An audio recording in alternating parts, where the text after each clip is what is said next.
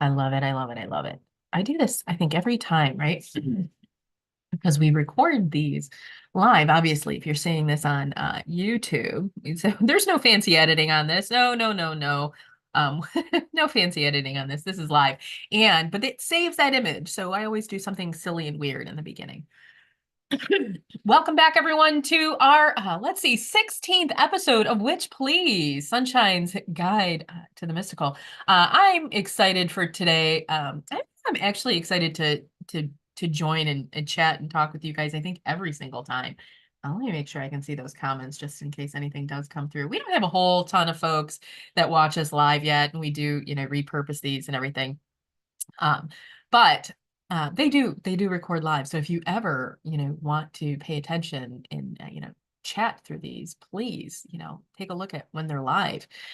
We're talking today about the planets, the planets, and more specifically, the planetary deities. And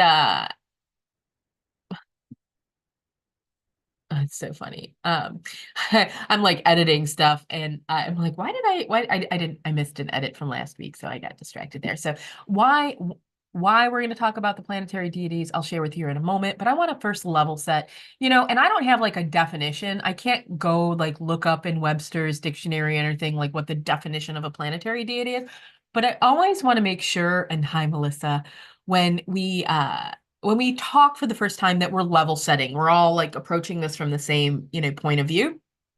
And so a planetary deity is, the planets themselves are named after the Roman pantheon of gods and goddesses. Okay. And so, each of these planets in essence has a Roman god or goddess that is associated to them. Right. So these are the exact same planets that we're talking about when we're talking about our astrology. These are the ones that have like this huge role in our cosmic, selves. Like we will talk about, what sign is our sun in, our moon in, what sign is, our Venus in, like whatever that is. And it shares this perspective or this, um, this insight into us, right? And it says like, based upon these, how are we? Okay. How are we? But each and every one of those planetary deities, each and one of those gods and goddesses had a persona, had qualities that are associated to them. Same way with the planets, right? If we were going to go into astrology and we were look at what is the planet, we're in Mercury retrograde right now as I'm recording this. Like, what does that mean? What is Mercury associated with? Those kinds of things. It's very, very similar. So if you have followed astrology at all, you know any of that, then you know the planetary deities much more than you may realize. And why am I talking to you about them right now? I have been in the throes of some work all week with them. I have been, for the last 5 weeks, have been running a manifestation. It's what it's called, but it's a money magic ritual course. And by ritual course, what I mean is we are literally learning things, but it is through a ritual like the entire time. So the 6 week long ritual. And we're in like the culmination of it right now this week. And so every single day this week, I've been once again engaging and talking to each of the planetary deities. And so I'm just in it. I'm in the thick of it. I'm really, swimming with them, pretty deep right now. And so when I sat down and I was thinking of like, what do we talk about today? That's all that was ringing in my mind. And here's the reality is they love to be spoken about. They love to be talked about. It is something they appreciate very, very much. So, the bonus there for me sharing all this with you. And actually, by the time we release this, like to the podcast platforms, we'll have wrapped manifestation. So yeah, live is the only energetic that you're sitting on this side. So I thought I would share with you today my perspective on working with them, not just from an astrological sense, but working with them in a magical sense. And so there's a couple of things. When we think about doing our own magic, we can pay attention to where the planets align and we can lean into that energetic influence itself, right? So in other words, Monday is ruled by the moon for a lot of folks. I actually work with Pluto on a Monday, and I'll share with you why. but Monday. And so you may say, oh, well, I've got this really deep work of like self-love that I need to do. But I really don't know what's been blocking me. I don't really know why these patterns are happening, right? And so you might do some ritual or some deep reflection, or some shadow work on a Monday, right? That energetic of that Monday, that moon, right? That, illusion type stuff. So you can use it from that perspective. But what I love to do when it comes to the magic, right? I do a lot of alchemical work. And what we are trying to do is actually infuse or integrate that energetic of the planet into our core, our existence, our DNA. Right? We want to embody that the qualities of those planetary deities. Right. And so, I'll give you an example. For somebody, let's say you were looking for a job right now and you're having to go on job interviews. You very well may want to embody the energetic, right? The qualities, the persona of Mercury, who is a phenomenal communicator, incredible at negotiations, right? Step into his energy. So, my perspective on working with them, and kind of why I'm saying all this and sharing this is, I think it's important to understand that we are humans, and humans love tangible concepts over intangible, right? So if we're going to talk about a ball in our hand, like a baseball in our hand, or we're going to talk about a globe, an orb of glowing light in another hand, the one that we have a stronger connection to, right? The likelihood that all of us are imagining the same image on the hand with the baseball is much, much higher than all of us imagining the same glowing orb, right? And so the human brain does better with tangible concepts. And this planet is a tangible concept. And the deity is also a tangible concept when we look at the qualities that are associated to that deity, right? When we're thinking about Mercury being that expert communicator, or Jupiter being the deity around expansion and being open to like new possibilities, right? These things are a lot more tangible for us when we look at them in that perspective than if we were to just talk about feeling abundant or feeling confidence in communication, right? Don't get me wrong, we can all experience emotion, right? I'm not saying that. But our ability to think about being, manifesting into some other, state, some other energetic, our brains just really love it when we associate it to a tangible thing. Love it so much. So when we think about it as a planet, or we think about it as this being, this deity, right? Like I have images that show up in my head that look like of what Mercury looks like, of what Jupiter looks like, of what Saturn looks like, right? What Venus looks like, all very much representative from the artists and the things that have already created this before us, right?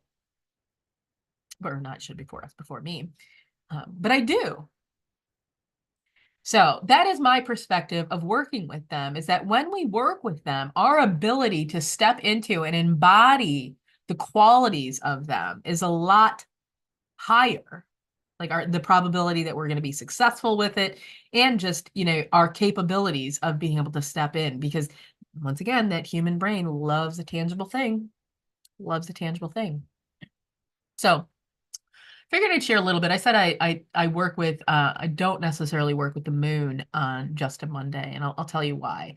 A lot of the work that I do with the planetary deities is around, I'll really say, is around wealth, right? Is around, and not wealth in the monetary perspective, but wealth into the sense of, I'm trying to create a really beautiful and enriched life that fulfills me, from all perspectives. That's what I mean by wealth. Like, ooh, wow. Like, God, I'm just filled with happiness and joy and prosperity. Everything is just, lovely and delightful, right? Wealth. So I work with them around a lot around that. Um, and I'm truly, this is not a, this is a long game. This isn't, uh, give me something tomorrow game. This is I want my whole life to evolve and to transform into the timeline where I experience these like really beautiful, enriched emotions on a regular basis. So I am constantly working with them on a regular basis. And very often it's associated to the business and the growing of all of this, all of this, me showing up with you guys. And so I'll share with you how, in essence, I work. And there's a couple of planets that I don't actively work with. Neptune and Uranus, not as much. Haven't been called, but I maybe at some point. Mostly because they don't directly associate to the days of the week. And I couldn't find a direct connection to the business side that wasn't already represented. And so we start the week with Monday. And on Monday, this is typically associated to the moon. But I look at the moon, which is always heavily involved with shadow work, as something that we're doing on a regular and consistent basis with every single one of these days, right? That moon shows up every single one of those days, right? So that's kind of how I look at the moon. So instead of working with the moon, I really, really, really, especially on a business perspective, wanted to work with the planetary deity of Pluto. I know it's crazy. It's a little bit weird. It's not very common. I've done research and reading. I probably should write and talk a lot more about because he's just not worked with as often as, maybe from a Hades perspective, maybe in some of the other pantheons, the individual that, kind of rules the underworld is worked on, but like Pluto itself, from a planetary perspective, not as much. And the reason why he is the god of wealth. And so if we think about the underworld and we think about what truly has, mm, what has value that continues to grow, the less we have of it, right, so to speak, is a lot of these earthly elements, right? Think about gold, diamond, silver, oil, anything of that, trees, right? All of these things that the earth provides that automatically has value, very much strongly associated to Pluto, right? That underworld, like even the trees from this perspective that it pulls from the earth, right? It pulls from the earth. Like it's the dead things within the earth that provide all the nutrients and the ability for these things to grow. And so I really wanted to work with Pluto as it related to the growing of wealth, right? And the security around that wealth, right? Because let's be real, Pluto, Hades, however you want to call him, he's got that underworld down locked, right? Which then moves us from Monday into the typical, the traditional, which is Mars. So Mars, that Mars is that warriored energy. That is a very courageous energy. It's a very strong. It's a very determined. It is a very protective, and also, can be incredibly fiery and dangerous if not used, wielded well. Definitely done a lot of pretty incredible protection work on a Tuesday. On a Tuesday. I mean, I'll do it any day that it's needed, but definitely looking, right? So we go from Tuesday into Wednesday, Mercury. This is the planetary deity that I worked with first, which should not be a surprise. He is the messenger of the gods, all around communication, travel, commerce. He's a salesman. He's also known as the trickster, which might make you understand why he is an expert salesman, right? Is like he's literally going to help you paint whatever picture you need in order to, engage in the commerce that he also rules. Technology is another thing that and in the Egyptian pantheon, Mercury is associated to Thoth, who's also, if you go do a whole bunch of reading, like, oh God, the Egyptians, math, science, all of that kind of born. So Mercury's pretty freaking cool. Energetically wise, he's also like the fastest. He wears like the winged shoes. You've ever seen the helmet? You might have seen a helmet with wings on it. Fast, so fast. That energy with Mercury, even just sitting here on this Wednesday, like talking about him on a Wednesday, I can feel my energy lift. Oh, which then moves us on to a Thursday, which is all around Jupiter. And Jupiter is all expansion, big energy.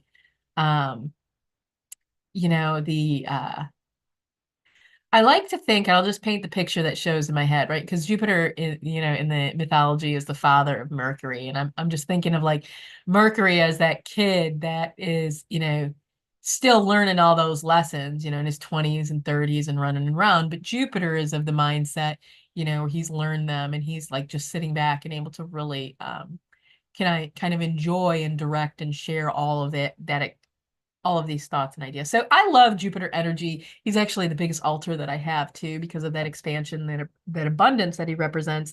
Um, I always like to think of him around, I guess, guidance of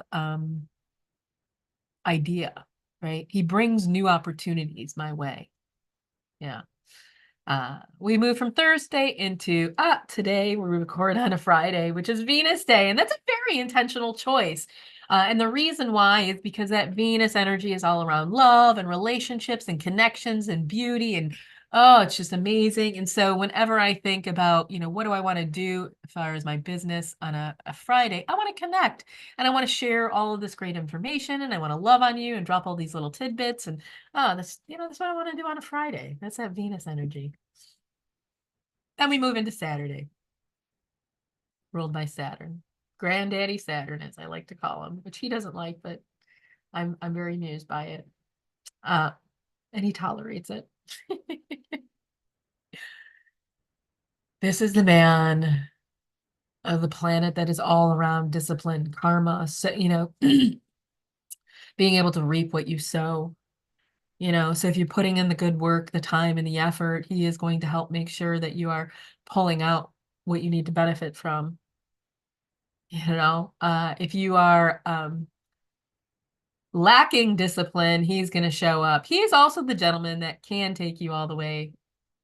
Yeah, I love that, Melissa, too. I was actually excited. I was like, Melissa will appreciate this. Um, Saturn is also the gentleman that if you have been ignoring the prompts to like put boundaries in place, put discipline in place, take action, things that like Saturn's the guy that will make things more difficult and challenging for you, right? These are kind of like lessons that you're meant to learn. So if you're ever like, why do I have to repeat, like why is life so hard type stuff, it could be some Saturnian energy that you're in because there is a lesson that you have not embraced. Yeah. Crazy, right? Um, there we go. Finally, Sunday, ruled by the sun, and I think the sun sometimes is a hard concept for us to think about because there is not any one in it. It's associated. You could go look. There are certain sun gods and things of that nature. Apollo is one of them that comes to mind. Um, but not from like that, not as tangible to me as the other planetary deities have been. And so it finally took me some time to realize that Sunday is reflective of our higher self, our true connection to the divine. It is the piece of us that exists within the collective consciousness, within the cosmos, our holy guardian angel. And so, as I said, the moon is always with us every day, so is the sun, right? Both of these combined, right? Always with us every single day. All right. Why am I sharing all of this with you? Let's get to the real meat of it. Number one, you may be curious about working with planetary deities, right? You may be curious. You may have thought about it. You may be like everybody else works with it. They have something to do with magic. I'm seeing spells. I'm seeing invocations. You may just find that you're drawn and you just got a big question mark up every time you kind of get into the wheel, like the circle of the planetary deities. Um, if you have a strong Christian background, right, or a strong religious background, I think Christianity is probably the more prevalent of these. You may hesitate. It may feel really uncomfortable for like one of two reasons. one, you may have like may have leaned very strongly into like the atheist or the agnostic side of the house. Probably the atheist side of the house more so than the agnostic. And agnostic still believes something, but right. And so you may just be like feeling a lot of resistance of like, I don't want to, right? The other piece too is you may still have some strong Christian beliefs. Like you may still even want to lean into, God, the Trinity, the Holy Trinity, and all of that. God, our Father, and Jesus Christ, and the Holy Spirit, and that's fine. And so you may be getting some of these, pings of like confusion and resistance. And I'm going to tell you, what I tell anybody, right? uh God, even the Christian God, created everything, created all of this, if that's the belief and the pattern that you take, right? And it's only your connection with him and the conversations that you have with him that really matter. So you get to choose and lean into this or not, right? If you've got the curiosity, I think he planted that curiosity in you. That's the reality of it. That's the reality of it. If you leaning on the atheist type of path and you're like, I don't really feel comfortable with the thought or the concept of this, remember, I am not talking to you about this literal, like being that sits on a cloud somewhere and like, shakes his finger. I'm talking about the energetic qualities that these planets represent. Okay, so get your head around it that way. Um, Here's another reason why I'm talking to you about this. You may have, if you've got that curiosity, you may have already been hearing all sorts of guidance and advice on doing it or not doing it. Like, oh, you should only do it if they call to you and you see a sign, or, oh, you shouldn't do it if this, or, hey, don't do it this way and do it that way. And right, like, oh my God, talk about the magical world. Like, we are the biggest, I think, gatekeepers, I think, around. I think because like, let's be for real, there's no like one, unless you're practicing like Wiccan or maybe voodoo or Hudan, or like Voodoo or hoodoo or something of that nature. There's really not as strong of a dogma around it, right? And so people love to just throw their ways as these truths. So remember, this is your magic, my dear friends. Nobody else's. You get to choose. You get to choose if you do it, if you don't do it, how you do it, and how you don't do it. As long as it feels good to you and aligned, that's all that matters. There must be like something in this room, because I know I'm moving around a whole lot, but I don't get this autofocus. I know those of you that are not watching this on video, there's like this constant autofocus that's happening. And I'm just, wow, it does happen, but not as much as it normally does. So I'm going to check on that. Uh, yeah. No, Melissa, so I do have some folks, and I think that's a phenomenal comment there, Melissa. Melissa made the comment that she thinks it's an easy introduction to deities because she's already been around the planets all of her whole life, right? And 100%, 100%. It was Mercury that introduced himself to me first, right? He popped up, and lo and behold, post that, they just started kind of like coming and showing up. And I do have other deities that I work with that are not planetary deities. So anyone that you're called to, you get to choose. Once again, I'm saying it's your magic. You get to choose, right? And so the last and final reason why I'm sharing all of this with you is, let's be real. I said it in the beginning. I am wrapping up this Sunday, in just two days, a 6-week long ritual course around money magic. And I've been working with these planetary deities the entire week. And, I adore it. I really do love working with deities a lot. My niece asked me recently, she goes, if somebody were to ask you what religion would you, if you were a religion, what would you tell them? And I said, well, depends on who is asking. I said, but if I had to, I'd say I'm pagan, right? I work with a lot of different spirits, a lot of different, gods and deities, and from a magic perspective, I do.